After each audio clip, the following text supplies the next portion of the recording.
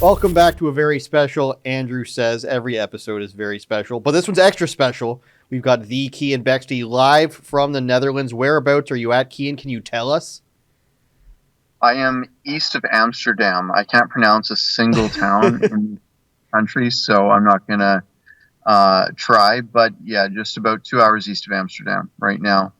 Keean Bexte, the countersignal.com is where you can find his stuff, of course. And tell everybody what you're doing there. There's their own version of a trucker rebellion going on. We know you're very busy. We've got you for a few minutes. Tractors blocking highways. I think boats are blocking ports. Tell us what's going on there. Yeah, so there's nationwide outrage after the prime minister of this country instituted a sweeping mandate to reduce nitrogen um, pollution, which will reduce farm production. The nitrogen pollution they want to cut in half by 2030, which will destroy tens of thousands of good farming jobs in this country. Small farms will have to pack up and move to a different country if they want to stay in operation at all, which is obviously very difficult for a farm. So these farmers have taken to the streets, the roads, and grocery distribution centers to blockade everything that they can to show people what it will look like when they're not in operation anymore.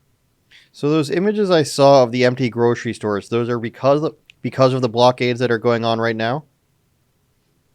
Yes, the blockades are slowly being ripped down and broken up by the police officers here in this country.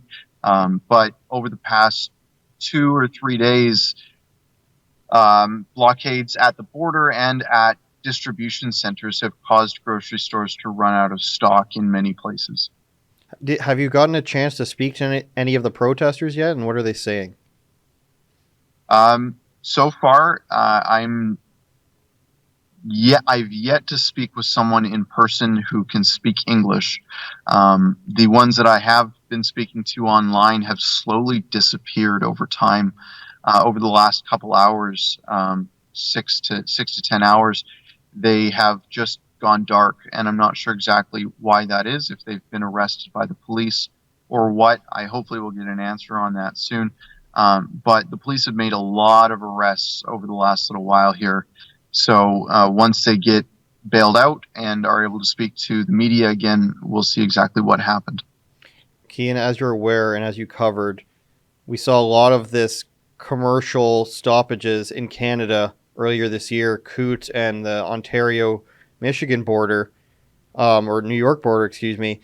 And what's your opinion on this? Do you think that at some point the citizens have to step up and say enough, or do you think that blocking a border, for example, or blocking these commercial motorways is unnecessary? Do you think people should be hitting the voting booths instead to make sure that their politicians don't institute things that put in these carbon initiatives? How do you feel about that position? I'm not going to say what they should or shouldn't do. I'm just here to share their story fairly because mainstream media isn't doing that. You know as well as I do. They didn't do it for the Canadians, and they're not doing it for these farmers either. What I do see is a very similar sentiment between those protesters and these protesters. They're saying very similar things. They're frustrated with globalist policy that's been dictated by the World Economic Forum, by Klaus Schwab. They're frustrated by these liberal elites from the big cities deciding how they can manage their business, if they're even allowed to do business. As you remember, the convoy in Canada, they were being shut down. They were told they had to turn the keys off and step away from their trucks if they were unvaccinated.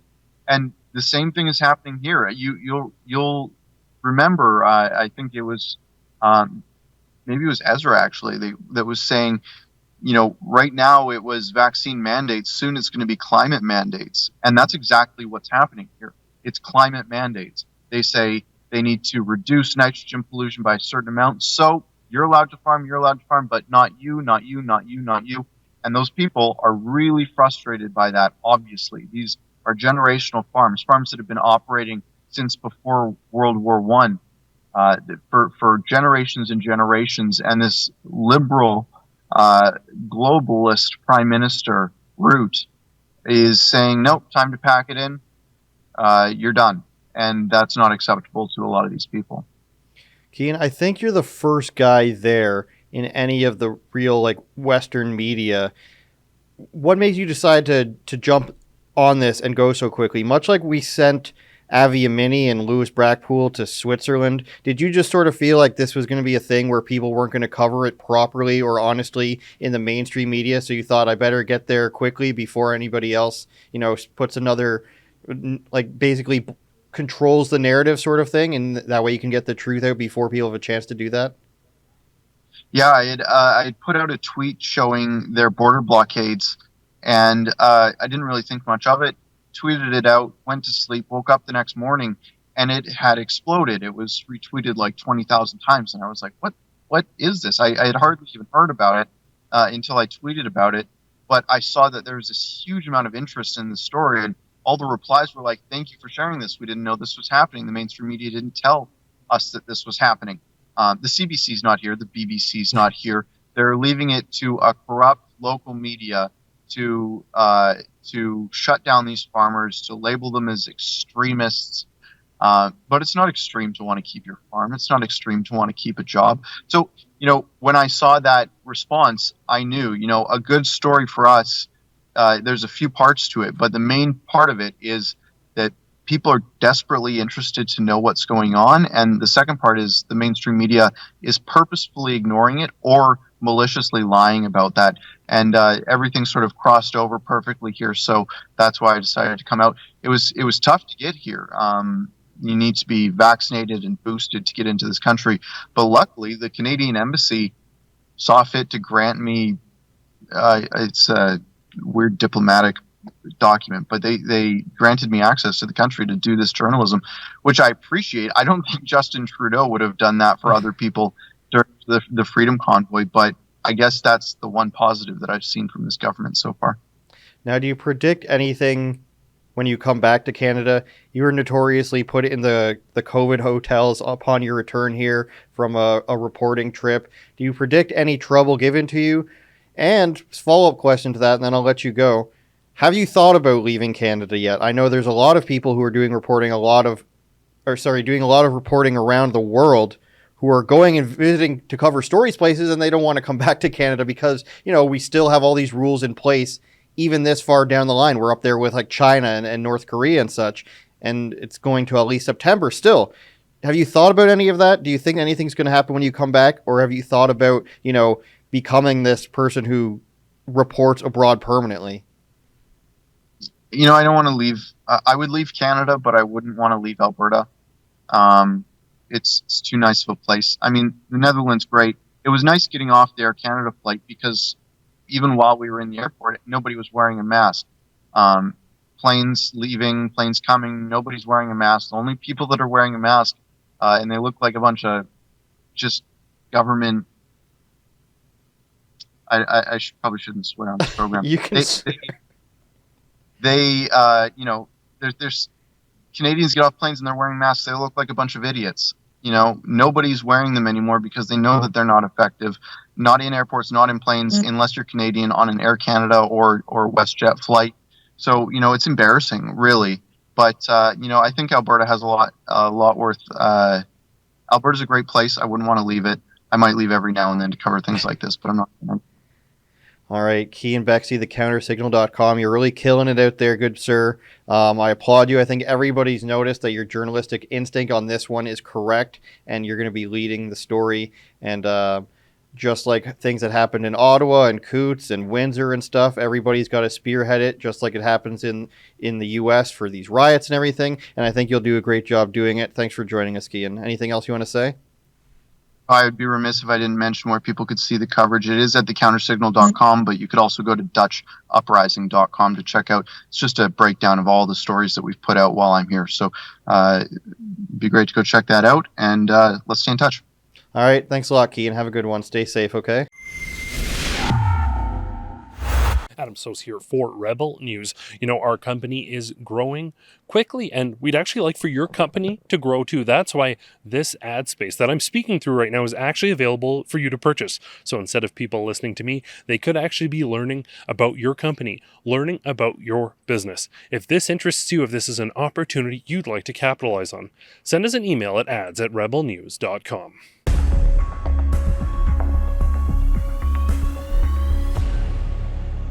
Joining me now, writer extraordinaire Ian Miles Cheong, and comedian, this guy's so funny, Casey Rocket, who I think is from Texas, or are you from somewhere else? And when I saw you, you were in Texas. I'm from Atlanta, Georgia. Oh, yeah, okay. I'm from Atlanta, so yeah.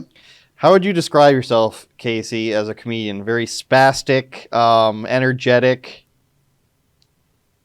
Yeah, that sounds about right. Yeah, it sounds good to me. Yeah, energetic. We'll throw up some raw clips. riff energy. Yeah, Yeah. I don't know.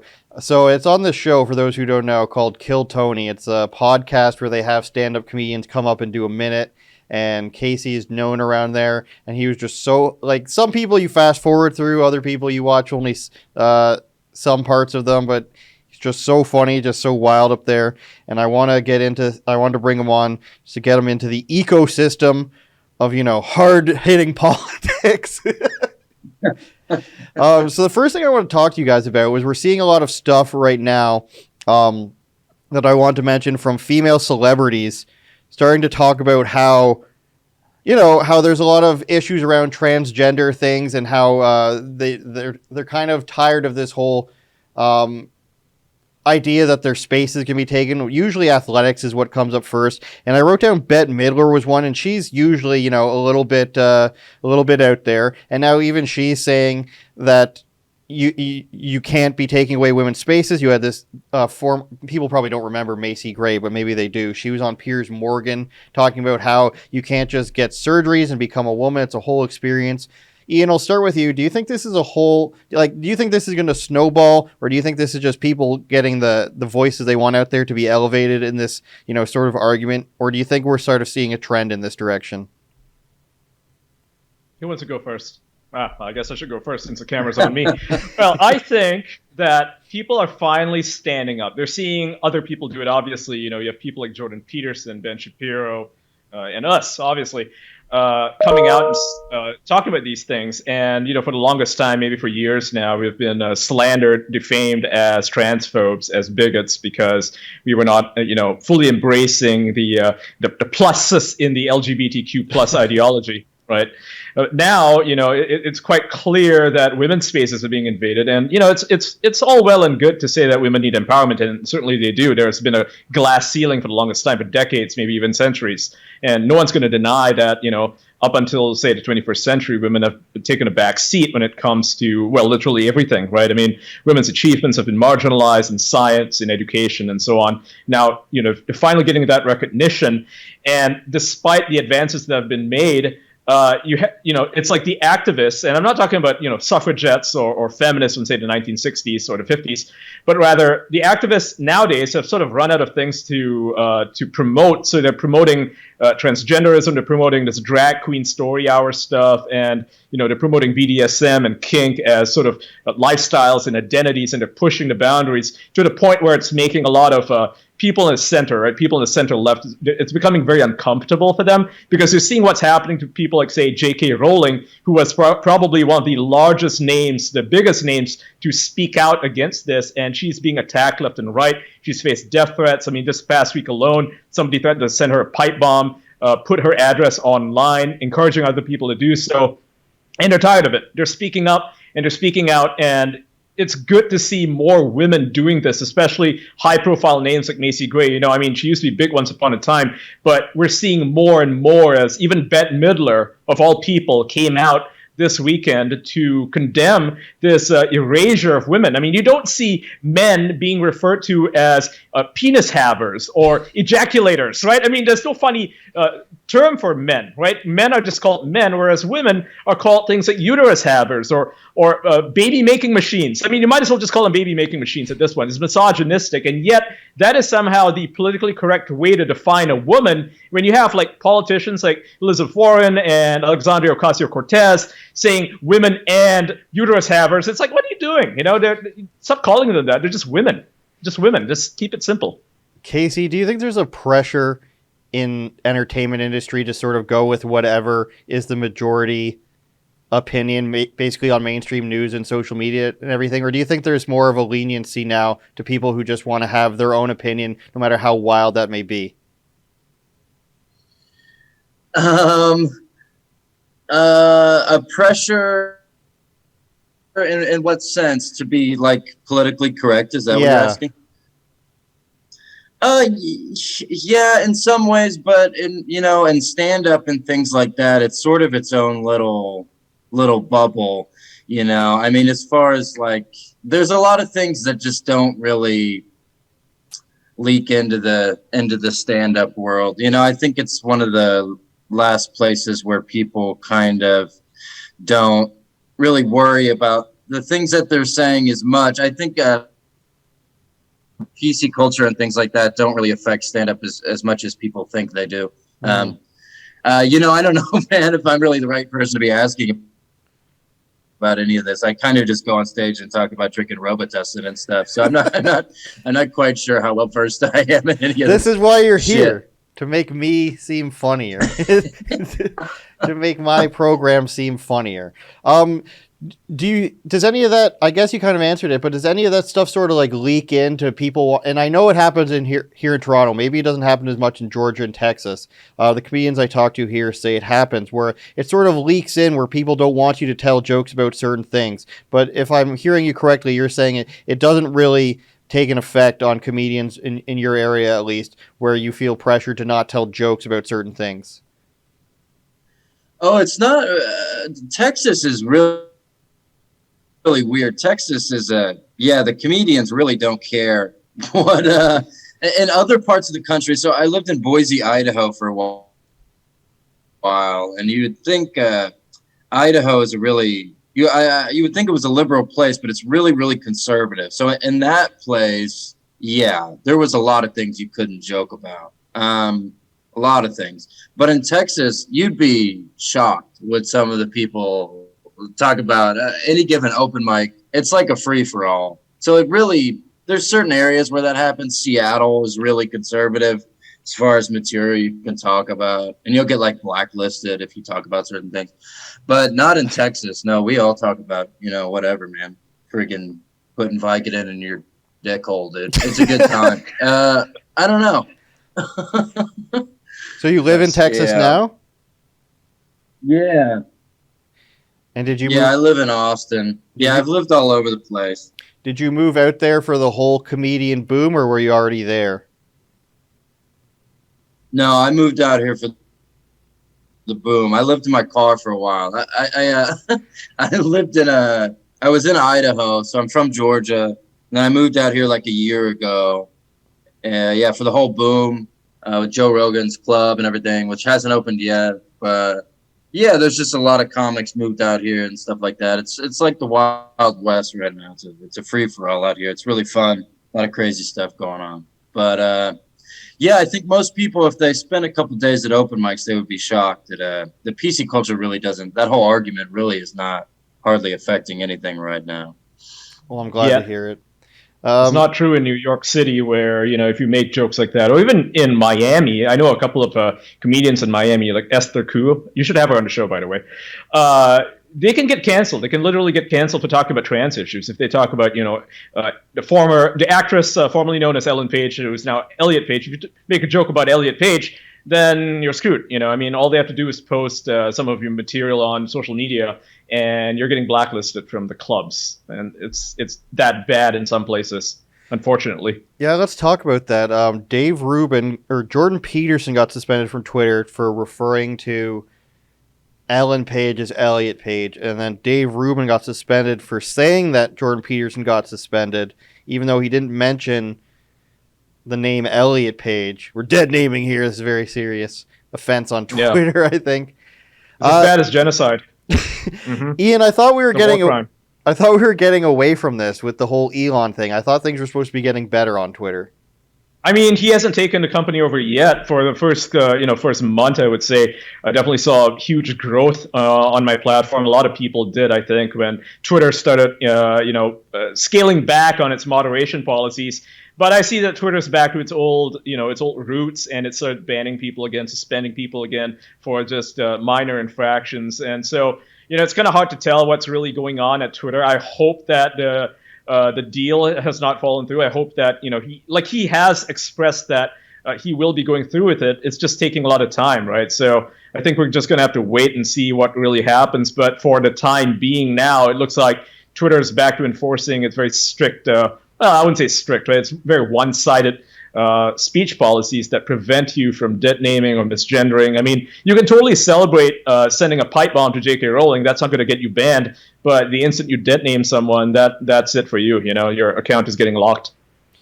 Casey, how much of an emphasis are comics using or putting on social media these days? I don't see nearly as many on Twitter anymore. I mean, Ryan Long just got deleted off of TikTok, I believe, and I don't think he puts anything worse out there than anybody else does. Do you still think there's a big reliance on social media to get your act out there, even if it's in these short clips like on Instagram and stuff?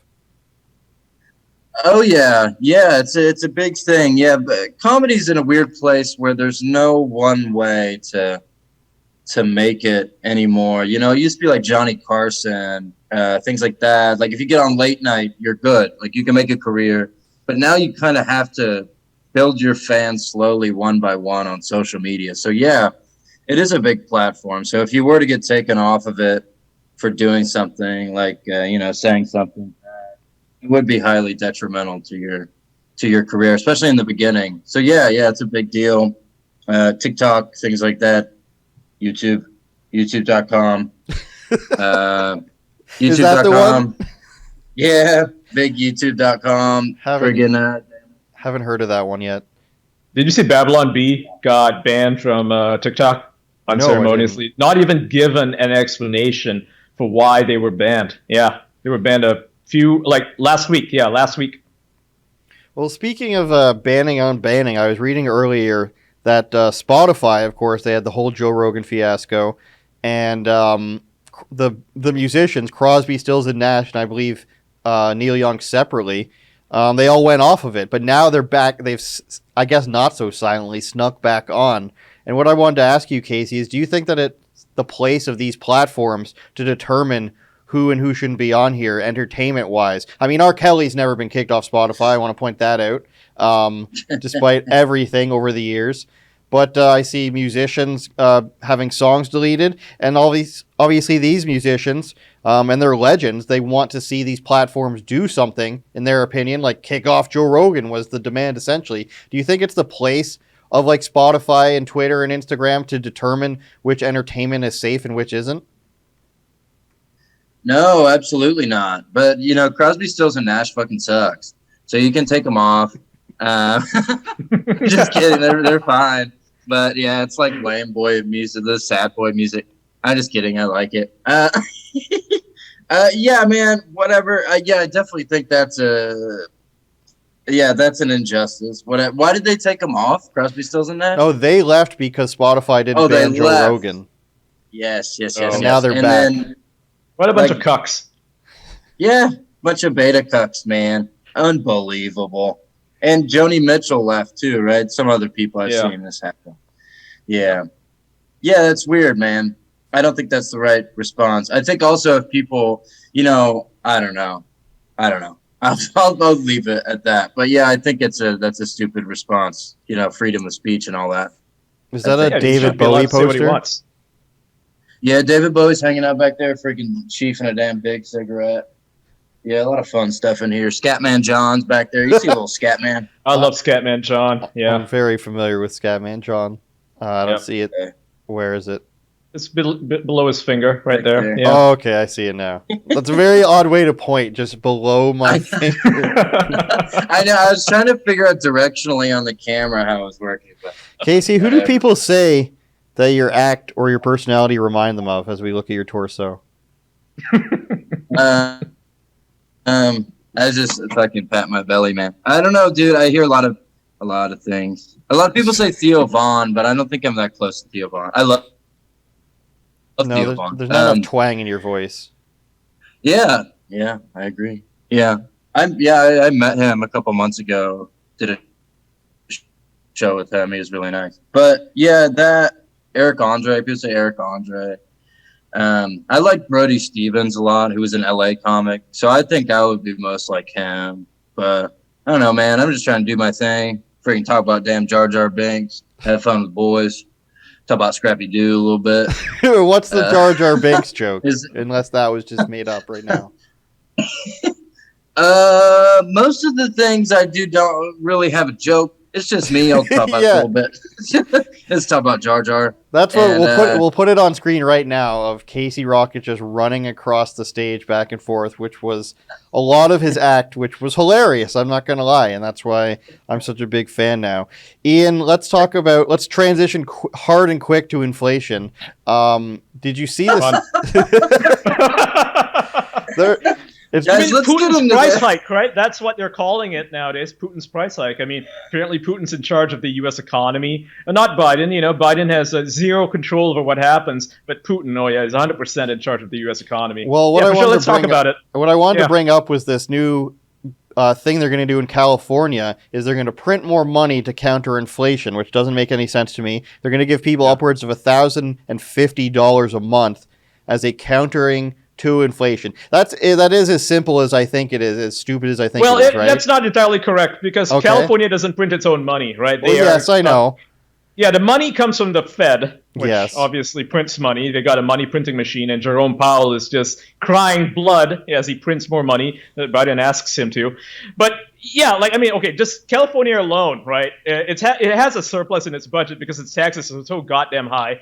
So they tax people so much, and then they're giving people back like a third of the taxes that they pay so that they can survive. I mean, why not just lower your taxes? That would easily end the problem there. But somehow or other, California likes having a massive budget. It likes having all of that on the sheets, and they get to seem like they're benevolent, right? That's what Governor Newsom likes to think of himself as. He's the king, and you're a bunch of peasants who should be grateful for his assistance and his support. And this is easily, I would say, an example of how the Democrats in particular try to normalize the nanny state. Essentially, they're saying you depend on the government, but we're going to take all of your money, all of your earnings, 50%. We're going to take all of it, and then we're going to give you 10% back. Aren't we good people?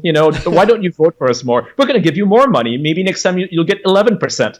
And that's what California is doing. And obviously, it's not really going to help inflation, not on a nationwide level. I mean, the problems with inflation and supply chain shortages are systemic. This is largely because of Biden's own policies. I mean, what was the first thing he did when he stepped into office? The first executive order that he signed, or at least one of the first ones, was to end the pipeline, right? The Keystone XL pipeline extension that was going to bridge Canada and America and, provide lots and lots and lots of oil. This is something that was done under Trump.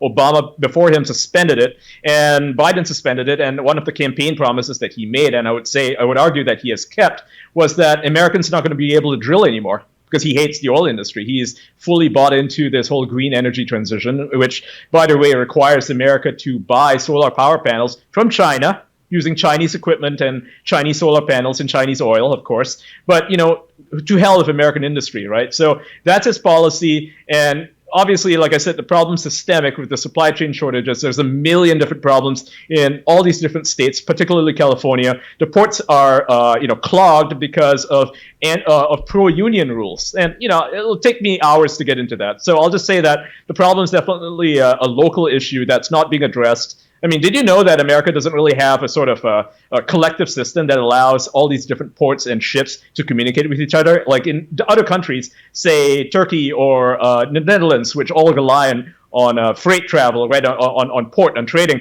They have like a centralized system that enables them to communicate their logistics. America doesn't have such a system, and instead of developing systems like that, they're not interested in doing any of it. And so now they're wondering, why is everything, clogged? Why are there not enough workers? Is it anti-union rules or pro-union rules that are causing this? Definitely, it's a blockading of Russian ships which provide crude oil that is used by the American oil industry to refine oil. They don't have any access to that anymore. Instead of having to import it from China, which imports it from Russia. And it's like you're making these countries richer while you're bankrupting yourselves. And then you're putting more and more restrictions on Russia and then saying it's Putin's fault, that this is Putin's price hike. It's ridiculous. Nobody buys it. Nobody in industry buys it. Jerome Powell doesn't buy it.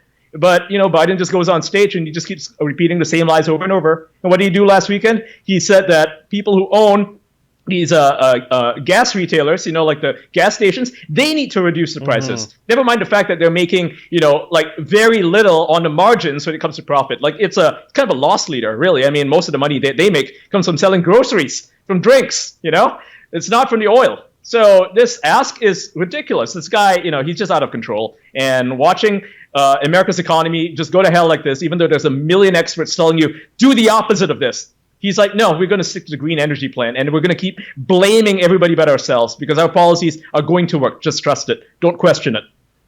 Casey, you're wearing a pearl necklace. How is the economy hitting you? Well, buddy, as you can see, times are good. I'm flourishing. I got a damn treasure chest full of gold bullion and little teeny tiny pearls. I prefer the small ones so I can eat them after I get tired of them. They slide right down your throat. As a counterpoint, I wanted to go ahead and show you this. This is a picture. My grandma made me a pillow, and it's me and my cousin Max. And I sleep with this on my bed every night. It's me and my pearls, and my cousin Max. He goes by Max Wax on SoundCloud. He's a great guy, and that's that. I just want to show you that. But he's not dead or anything. He's alive. It's just fair. Me and him hanging out. All right. Inflation is it's so big this time of year. I don't know. No, we're gonna go. I know. 40 years. We're gonna go behind the paywall. That was just me throwing Casey to the wolves. Back to me, Olivia. RebelNewsPlus.com, everybody. We're going to go for one more segment behind the paywall with Casey, Rocket, and Ian Miles, and Cheong, all three of him. And we're going to talk about haters and hecklers in one of our favorite segments, my favorite segments. We're going to talk about that. So RebelNewsPlus.com, just $8 a month. You'll save 2 months if you go for the full year. You get all the shows, including this one, and all the extra segments. See you there. Thanks for watching another episode of Andrew Says. To get the full version of the show with bonus segments, go to rebelnewsplus.com and sign up now.